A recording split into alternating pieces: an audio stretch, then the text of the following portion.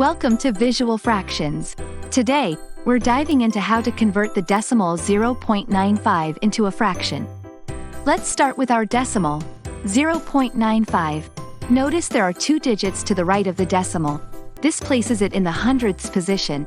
To convert this decimal into a fraction, you initially put it over 1, essentially treating the decimal as the numerator in a fraction where the denominator is 1. This sets up the conversion process where we multiply both the numerator, the decimal, and the denominator, 1, by 100 because there are two decimal places. So, 0.95 times 100 gives us 95, and 1 times 100 gives us 100. This translates 0.95 to the fraction 95 over 100. Next, we simplify. Both the numerator and the denominator in 95 100ths are divisible by 5, the greatest common divisor. Divide 95 by 5 to get 19 and divide 100 by 5 to get 20. So, 95 100ths simplifies neatly to 19 20ths. And there you have it.